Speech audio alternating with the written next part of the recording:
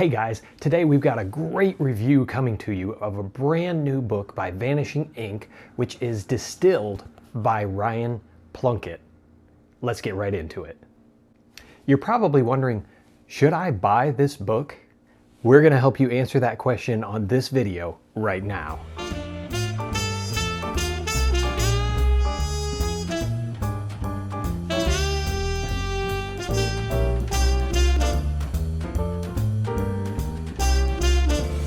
So who is Ryan Plunkett? If you're like me, you didn't actually know who he was before he released this book or one of his other books. Ryan Plunkett is one of the founding members of the Chicago Magic Lounge and one of the regular performers there at the venue. In this book, I feel like it really shows that he has performing experience in front of real audiences. How would I describe Ryan? It seems to me like he could be a Boy Scout. Yeah, a Boy Scout. A Boy Scout who likes to drink whiskey. Why do I say that he's a Boy Scout? Well, in this book, Ryan keeps coming across as if his motto is, be prepared.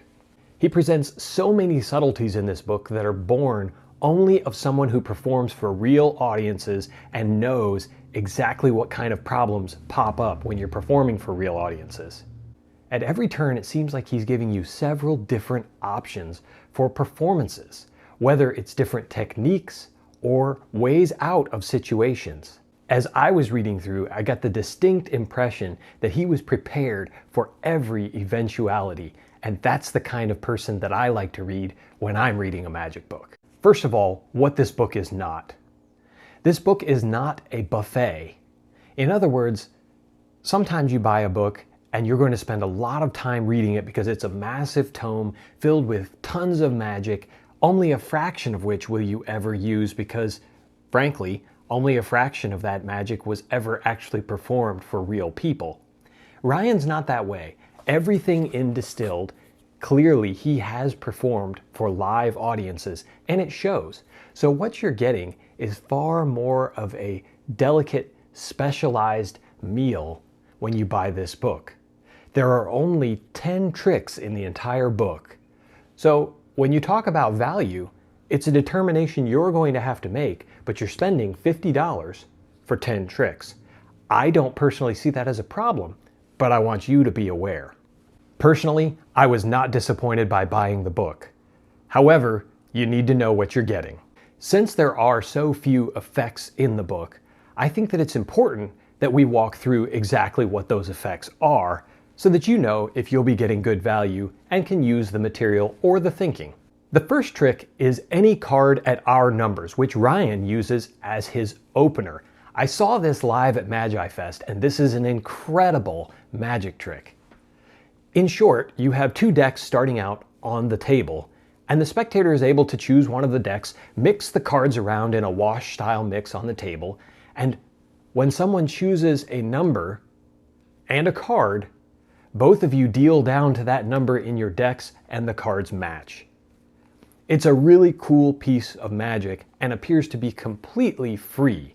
There are very few moves involved with this trick, so even someone with a basic understanding of sleight of hand will be able to perform this one no problem. Right away, Ryan establishes that he is well read, including footnotes of all the effects that have influenced his thinking on this effect.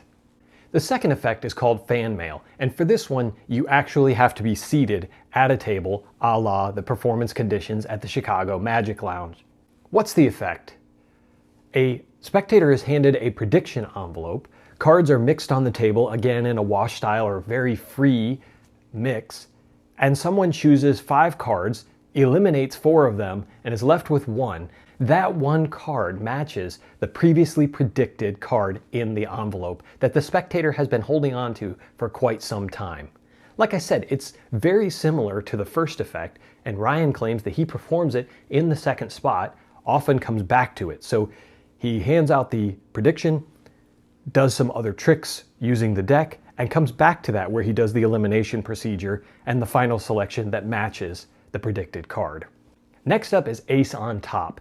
And if you've been paying any attention to the marketing provided by Vanishing Inc., there's no doubt that you've seen this one performed. I'll link to a video performance in the comments below. It is a really cool looking visual card trick whereby Ryan takes 5 of one suit, ace through 5, and plays a little game with the spectators where the cards are mixed, but there's one rule: the ace is always on top. Cards are changing positions all the time in a very interactive and fun piece of magic. He also performed this at Magi Fest, and I will admit, not only was it 1, very fooling, it was also 2, very fun. It's hard to describe, but if you watch the video performance, I think you'll see what I'm talking about. It does require more sleight of hand than the others. However, it's not outside the grasp of the average magician. And this is another interesting point where Ryan is very encouraging to those who are in that intermediate stage of sleight of hand to attempt what he's recommending, and even gives handlings which may be different or easier than the other ways that he describes. Ace on top is probably the best trick to describe Ryan's type of magic. It's pure sleight of hand, but it's also incredibly fun. The fourth piece of magic in the book shakes things up a little bit because it's a coin trick, and it's called magnetic silver. It uses a few coins, and the premise is that of the magnetic coins, that they attract or repel each other, and there's the standard bits of coin magic going across, etc. You'll only need one simple gimmick for this that you probably already own, and it's a neat piece of magic. It's very apparent when you read this trick where Ryan performs at the Chicago Magic Lounge, because in this effect, it's a visual piece of magic, but there's not a lot of handing out the coins for examination, which I don't think is necessary, but be aware. Ah, the time machine. Another beautifully visual piece of card magic, a fairly quick trick, which I like. Again, you're seeing the influence of the Chicago Magic Lounge on Ryan's performing style. In this effect, there's a card displayed on the top, the middle, and the face of the deck. Those cards are placed in different positions, and in just a few seconds, they all go back to their original positions. Ryan gives you the preferred technical sleight of hand method, which is not that difficult, but he also gives you an alternative handling so that even those who don't have great chops can still perform this effect. Out of sight, out of mind. This is Ryan's take on the Vernon Classic, whereby a spectator merely thinks of one of 5 cards. In Ryan's version, he's taken out some of the problems that were inherent to the original plot. I love the finish for this one because the spectator is going to have a really incredible moment of astonishment. This effect really illustrates and drives home Ryan's preparedness. In it, he describes 3 or 4 levels of being prepared so that in case you can't see something, you're still prepared. If you can't, well, I don't want to give anything away, but let's just say he gives you so much preparation. It's not difficult preparation, but it really makes you confident in performing the effect that nothing could go wrong. There's very little manual dexterity needed for this effect, so again, it would be within the grasp of the average magician. The versatile transpo. This is Ryan's take on the slow motion dollar transposition, which was made famous by Eugene Berger, among others. I really like this because, again, it's prepared. You are ready to do this effect anywhere, anytime, whether or not you have your own magic lounge. The effect is a participant loans you a bill and you provide a bill yourself. When the bills are placed in the participant's hand and one is removed, it visually changes and their money changes in their hand. I like this one because each person is left with the bill that they provided, and there's no sting of "I took your money." Ryan uses this effect to talk about generating tips, which I also thought was a good side bit of information. Paper and silk. This is Ryan's card through handkerchief, and it's a neat effect. It gives the illusion that you never touched the deck. He also gives you alternative handlings for the more advanced card handler. It's not required to make the trick work. It's just a nice subtlety if you have the chops and want to do it. Muck Off is a cards up the sleeve with a really neat climax whereby an entire royal flush is removed from the spectator's sleeve. Again, it's going to be more applicable if you perform in an environment where people are dressed up who may have sleeves that are accessible via a jacket or something like that. It's still a neat effect, but it's going to be limited in its applications for most people. The gravity deck. I thought that this was a really cool final trick, and it messes with people's heads because the cards disappear and reappear from a visibly empty card box, and it involves something where people feel the magic happening. The weights change in the deck, and people can feel that. It's a really nice way to have a card trick that involves more than just visual. So what do you need to know? You need to know that many of the routines in this book are for the intermediate card handler. There are many that can be done by a beginner, but this book is clearly not designed for a beginner. I don't recommend this book for beginners. So what kind of gimmicks will you need laying around in your magic drawer to perform the items in this book? For the most part, you're only going to need a regular deck of cards to perform several of these effects.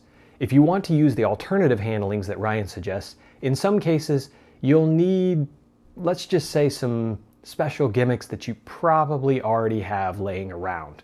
Nothing too sophisticated. In fact, most intermediate magicians will already have the gimmicks necessary to perform the tricks in the book. If you think about most books as a buffet where there's a huge amount of effects to choose from, not everything is going to be high class or even something you want to use, but occasionally you find something you like. This book is more of a specialized, tailored dinner. If you find yourself performing a lot in seated table situations for a polite, intelligent audience, you're going to find a lot of material in this book out of the 10 effects that will probably work for you. And all of this magic is incredibly beautiful. And if you perform walk around, there are a number of effects that would work for you. However, if you're just a casual performer who performs for friends and family, a lot of this is probably not going to work for you. What about the magic book collector? Well, this book is definitely for you. I have rarely seen a more beautifully produced book. It's the standard for Vanishing Inc. to produce beautiful books, but this one is over the top gorgeous. I found myself often looking at the pictures and thinking, wow, this is incredible looking. It reads really fast because, like I said, there are only 10 tricks. The margins are fairly large, the print is fairly large, and there are lots of gorgeous photographs. You'll have no trouble getting through this, and in fact, you'll probably want to reread it with a pen and a notepad. So who should buy this book? Again, I don't recommend this for beginners. I think there are better places for you to start, and this is far more of an intermediate to advanced handling book. However, if you've been in magic for a long period of time and just want to read some great thinking from a working performer, this could be for you. In addition, it looks really great on your shelf. If you got value out of this video, help me out by smashing the like and subscribe button down below. As always, thanks for watching, and until next time, keep reading. If you already have the book, I'd love to hear your thoughts down below in the comments about what you got out of the book.